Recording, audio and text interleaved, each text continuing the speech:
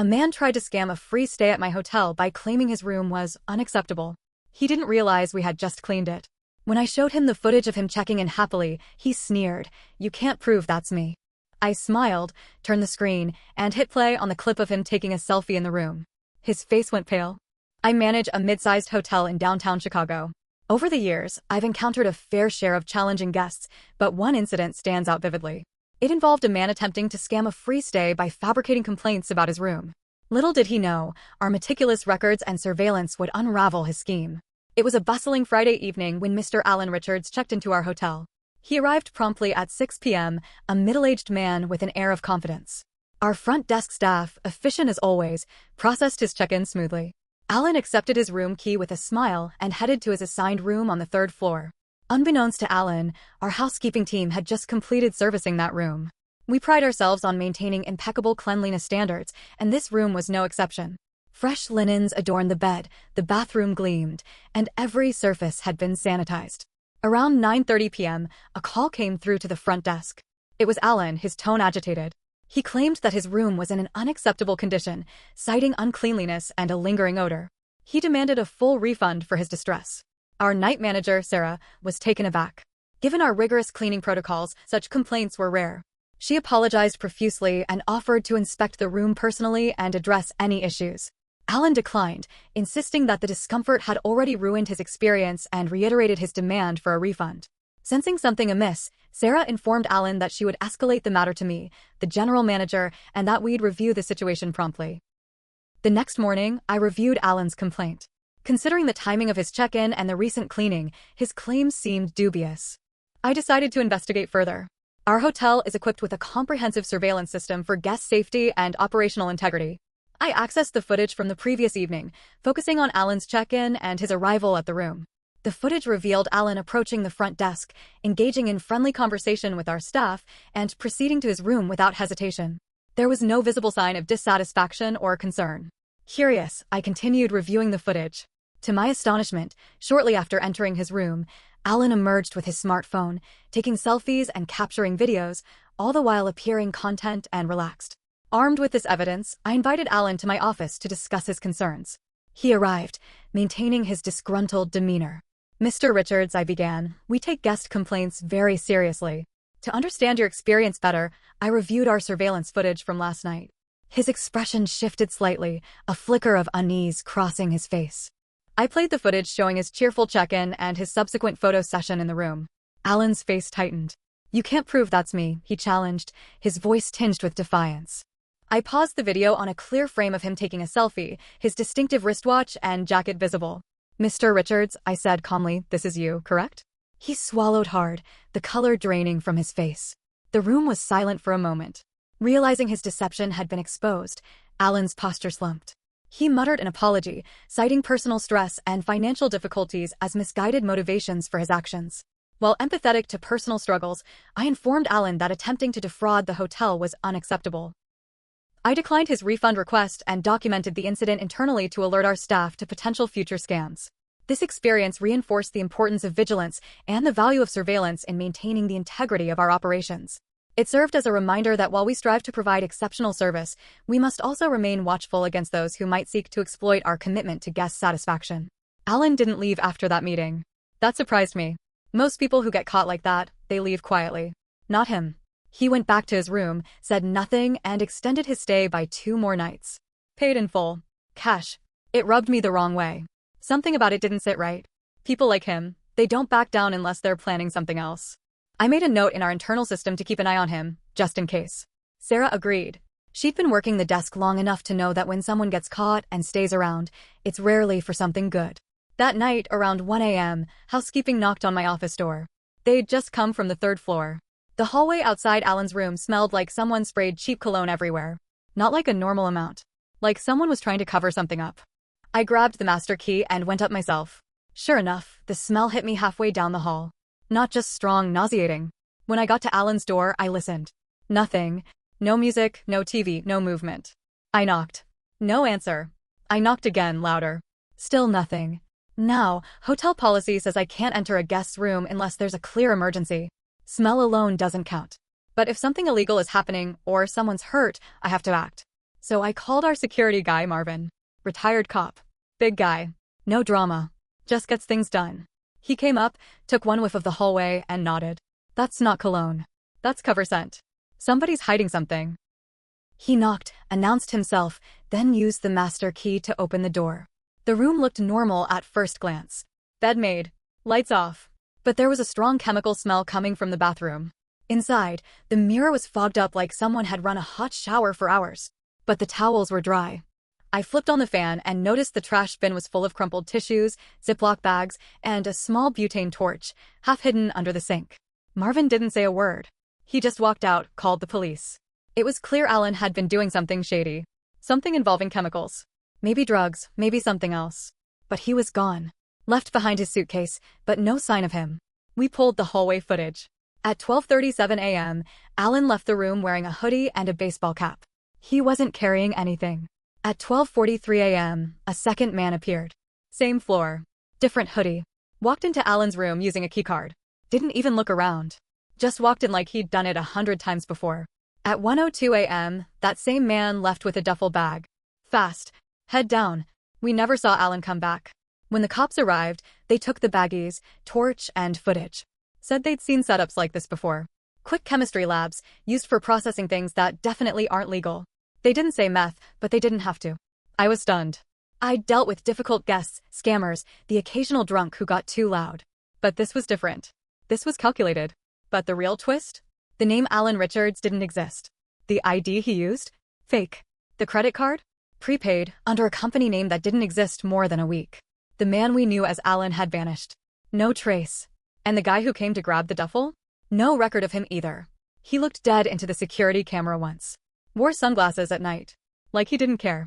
I spent the next few days reviewing every second of footage, talking to the police, checking logs. But I kept thinking back to that moment in my office. When Alan saw himself in the selfie and turned pale. That wasn't fear of getting caught for a refund scam. That was something else.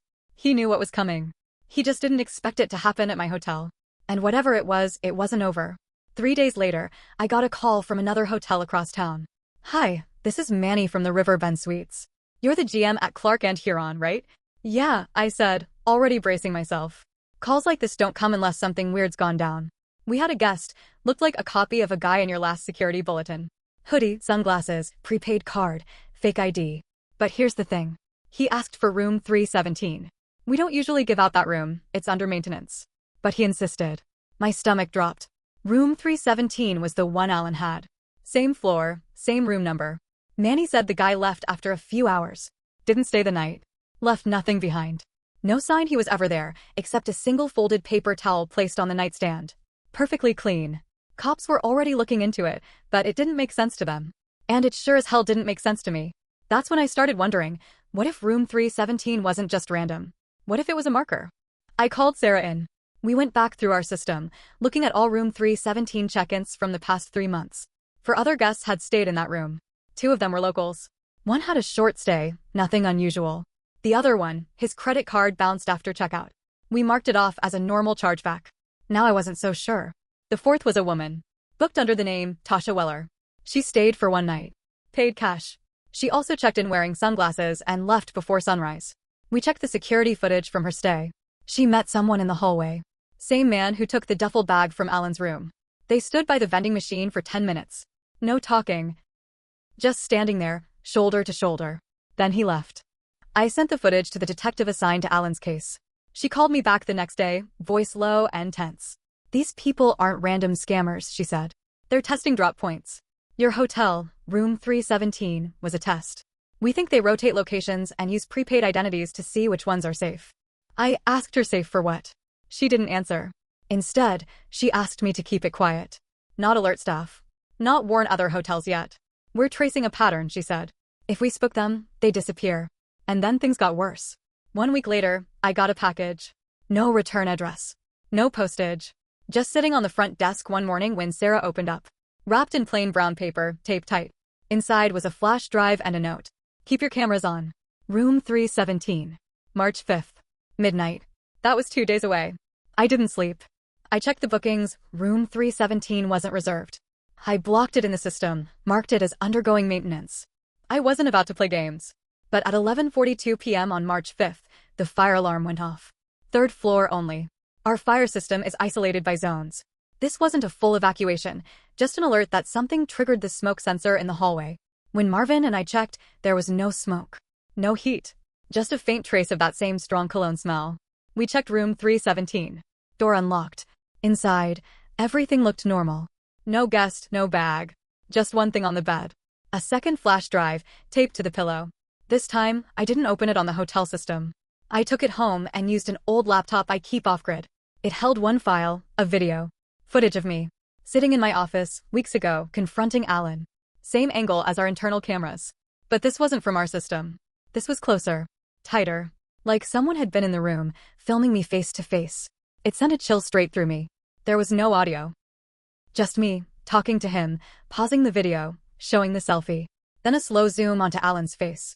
Freeze frame. Then it cut to black. No instructions. No message. Just that. I told the detective. She didn't seem surprised. She just said, "They're letting you know they're watching. Don't try to play them." But I wasn't just being watched. I was in it now. And whatever this was, it wasn't just about a room or a scam or a duffel bag. Something bigger was coming. And they wanted me to know they hadn't even started yet. I couldn't sleep after that video. I kept playing it back in my mind, Alan's face, the eerie closeness of the shot, the slow zoom like a threat without words. I started noticing things. Lights that flickered only on the third floor. A man sitting in the cafe across the street every other morning, always wearing the same cap. A white van that circled the block too often, never staying parked, never fully leaving. I stopped feeling safe in my own building. Then came the night of the fundraiser. Every year, our hotel hosts a local charity event. Big crowd. Press. Half the city's mid-tier elite shows up, which is to say, people who like to act important while pretending not to care.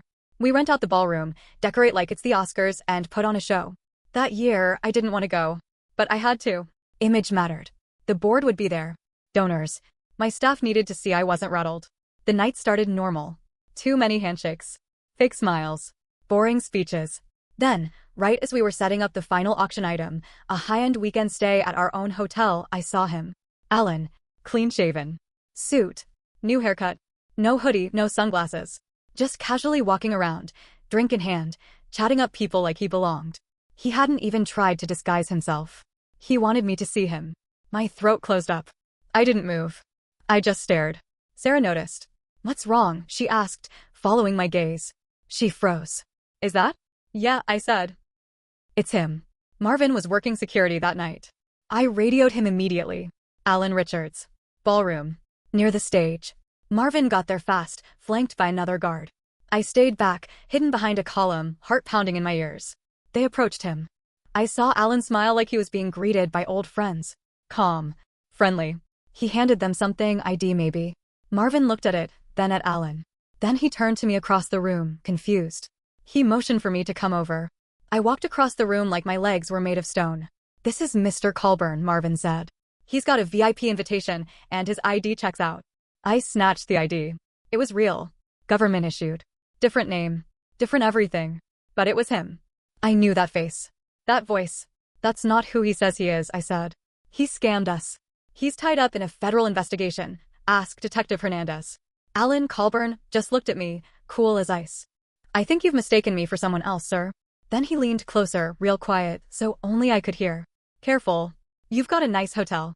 Be a shame if people stop trusting you." Then he walked off. Walked into the crowd. Marvin looked at me. What the hell is going on? I couldn't answer. I went back to the office, hands shaking, and pulled up our guest list. Room 317 was booked. Under the name, Matthew Colburn. Same man. Same room. Same game. I called Detective Hernandez. She didn't pick up.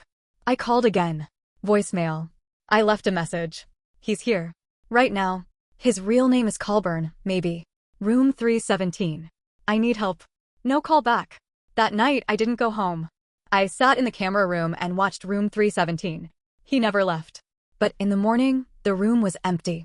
All that was left behind? Another flash drive, taped to the TV. This time, it was audio. Just one line, Alan's voice almost laughing.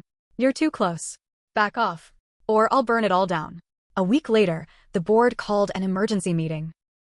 They'd been contacted by an anonymous source, claiming I was tampering with surveillance, threatening guests, and fabricating complaints for personal revenge. They asked if I was okay, if I was stressed, if I needed a break. They were polite, but I knew what this was. Someone had gotten to them. I told Sarah everything. I mean everything. She listened. Quiet. Hands folded. When I finished, she sighed and looked away. I should have told you, she said. He was here before. What do you mean? 2 years ago. Different name. Same face. I recognized him when he checked in this time, but I didn't say anything. I thought maybe I was wrong. She was crying. Not a lot. Just enough. I thought if I ignored it, it would go away. I didn't want to drag us into something dark. I didn't know what to say. I just stood there, feeling this mix of anger and betrayal and weird relief. I trusted you, I said. You should have told me the truth. I was scared, she whispered. I still am. I didn't fire her. I couldn't. She'd been with me for years. But something broke between us that day. The way you look at someone changes when you realize they kept danger a secret because it was easier than confronting it. The police? They dropped the case. No suspects. No leads. Said the flash drives weren't traceable. No prints. No malware. Just messages. Like a ghost had written them. I thought about leaving. Selling the place. Starting over. But I didn't. I changed the locks.